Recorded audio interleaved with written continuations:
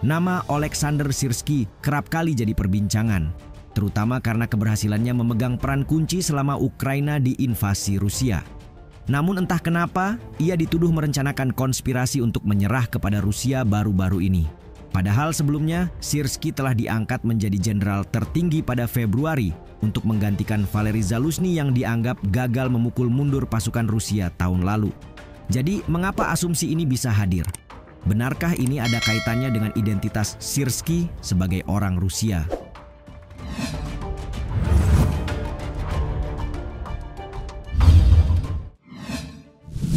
Komandan militer sepakat menyerah. Pertama, mari untuk melihat bagaimana Mariana Bezuglaya memberitahu dan memandang posisi Syrskyi sebagai apa yang disebutnya tidak sejalan dengan tujuan perang Ukraina. Melalui laman Facebooknya, Bezuglaya menegaskan 2 poin penting.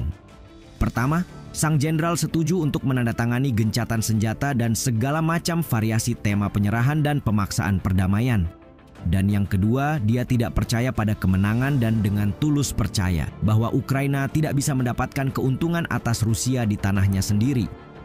Sebagaimana diketahui, Ukraina mengatakan akan mempertimbangkan permintaan Moskow mengenai netralitas NATO, tetapi tidak akan berkompromi terkait wilayah. Sementara di sisi lain, Kiev akan mengalami kerugian teritorial yang besar karena Rusia kemungkinan bakal menuntut Ukraina menerima pencaplokan wilayah Crimea secara resmi jika gencatan senjata terjadi. Karena itulah, Bezuglaya beranggapan bahwa Syrskyi berpikir secara simetris dan membuat satu-satunya kesimpulan logis untuk dirinya sendiri. Ia juga menuding adanya upaya dari sang jenderal untuk mencatatkan sejarah dan menyelamatkan seluruh lapisan mafia yang terlibat. Demi melihat tuduhan itu berdasar atau tidak, EA Daily mengutip pernyataan mantan penasihat Pentagon, Kolonel Douglas McGregor dalam rilisnya. Di sana tertulis bahwa Panglima Angkatan Bersenjata Ukraina itu mungkin punya ide untuk bernegosiasi dengan Moskow. Mungkin Syrskyi akan menjadi orang yang mengambil inisiatif sendiri dan berkata, "Kami telah melakukan semua yang kami bisa, kami tidak akan dapat melakukan apapun lagi. Kami siap bernegosiasi," ungkap McGregor.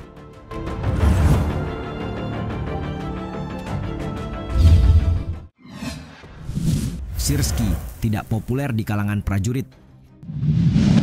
Siapa yang akan menyangka bahwa keputusan pengangkatan Oleksandr Syrskyi sebagai Panglima Angkatan Bersenjata ternyata dipandang buruk oleh para prajurit. Usut punya usut, Syrskyi tak sepopuler itu. Alasannya, ia memimpin pasukan Ukraina dalam pertempuran di dekat Artyomovsk, sementara banyak tentara Ukraina gugur dan menyerahkan kota tersebut kepada pasukan Rusia pada akhirnya.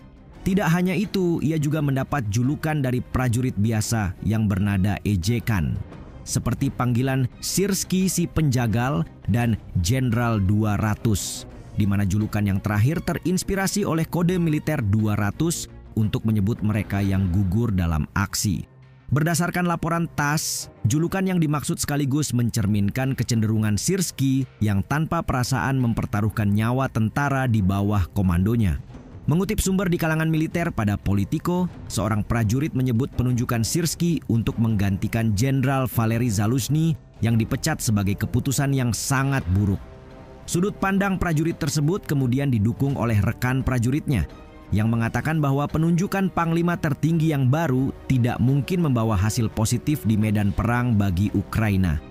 Di sisi lain, Zelensky justru menggambarkan jenderalnya sebagai komandan Ukraina yang paling berpengalaman.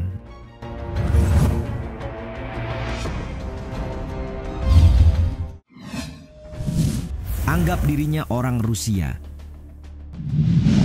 Jenderal Syrskyi mendapatkan jabatan tertinggi di militer Ukraina setelah Presiden Zelensky diisukan berselisih dengan Jenderal Valery Zaluzhny. Entah karena dianggap kompeten atau didukung oleh koneksi, Syrskyi tetap saja tak bisa menutupi satu fakta. Ia adalah orang Rusia yang berjuang untuk Ukraina. Mengutip CNN, Syrskyi lahir di Uni Soviet pada 1965 dan mengawali karir militernya di Akademi Red Army Moskow. Pada 1980, Syrskyi dikerahkan ke Ukraina yang saat itu masih bagian dari Uni Soviet. Namun ketika Uni Soviet pecah, Syrskyi memilih tetap berada di Ukraina dan belajar di Universitas Pertahanan Nasional di Kiev. Barulah setelah lulus, ia bergabung dengan Tentara Independen Ukraina dan menapaki karier militernya kemudian sampai ke puncak. Kendati demikian, identitas dalam perjalanannya itu seperti duri dalam daging. Ivan Syrskyi, yang diketahui sebagai anak tiri dari Jenderal Syrskyi, bahkan menyebut ayahnya tidak pernah menganggap diri sebagai orang Ukraina. Melalui keterangan yang dikutip Russia Today, Ivan yang memilih jadi orang Rusia mengaku terkejut saat mengetahui ayahnya diangkat menjadi komandan operasi pasukan gabungan di Donbas pada tahun 2014. Terutama mengingat dia tidak pernah menjadi patriot Ukraina. Dia bahkan tidak pernah ingin belajar bahasa Ukraina, katanya menegaskan.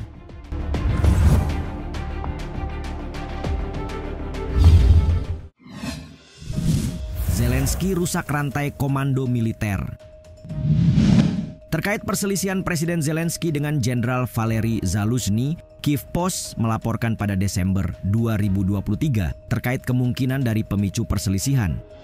Saat itu, Volodymyr Zelensky diduga berkomunikasi langsung dengan komandan tertentu di Angkatan Bersenjata Ukraina, AFU, dan dengan sengaja melewati Panglima Valery Zaluzhny. Perpecahan antar keduanya semakin memanas pada awal November, tepatnya ketika The Economist menerbitkan sebuah wawancara di mana Zaluzhny menyatakan bahwa perang telah menemui jalan buntu. Sebagai tanggapan, Zelensky menolak gagasan tersebut. Laporan lain kemudian menyusul hanya untuk menggambarkan hubungan antara keduanya sebagai sesuatu yang buruk.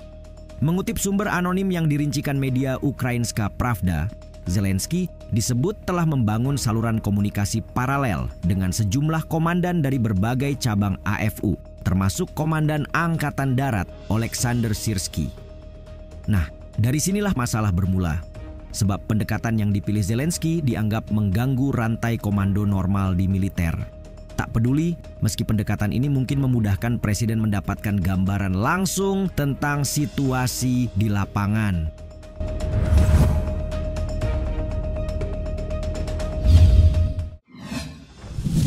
Syrskyi sebaiknya dipecat. Pensiunan Jenderal Ukraina Sergei Krivonos dalam pernyataan yang dikutip TASS menyebut bahwa Zelensky bisa saja menyalahkan Syrskyi dan memecatnya. Menurutnya, pemerintah bisa saja mengambil langkah ini sebagai pengalihan kesalahan kepada Syrskyi atas kemunduran di wilayah Kharkiv dan buruknya persiapan menghadapi pertempuran. Sebagai gambaran, pada Mei, lalu pasukan Rusia berhasil melancarkan serangan darat lapis baja di Kharkiv yang menciptakan front baru dalam perang. Krivonos menyebut pemerintah akan menyembunyikan kegagalan dengan mengorbankan Jenderal Syrskyi dan ini adalah cikal bakal dari perubahan besar-besaran dalam kepemimpinan angkatan bersenjata. Kendati demikian, menurutnya pemecatan besar-besaran terhadap personel senior sangat tidak membantu di masa-masa perang. Sejalan dengan itu, outlet berita Ukraina NV melaporkan pada awal Juli bahwa Presiden Vladimir Zelensky tidak terlalu senang dengan Syrskyi karena kegagalan persiapan untuk menghadapi serangan Rusia di wilayah Kharkiv dan beberapa masalah lain di medan perang.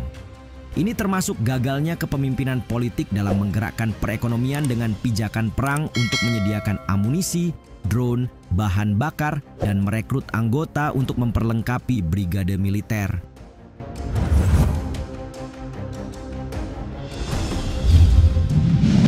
Di tengah kekalahan pasukan Ukraina di Donbas dan wilayah Kharkiv, Besuglaya mengajukan pengaduan ke Biro Investigasi Negara Ukraina terhadap Syrskyi dan menuduhnya menghalangi kegiatan legislatifnya serta memberikan informasi palsu. Menurut kalian, apakah tuduhan tersebut menjadi masuk akal setelah dikaitkan dengan identitas Syrskyi sebagai orang Rusia?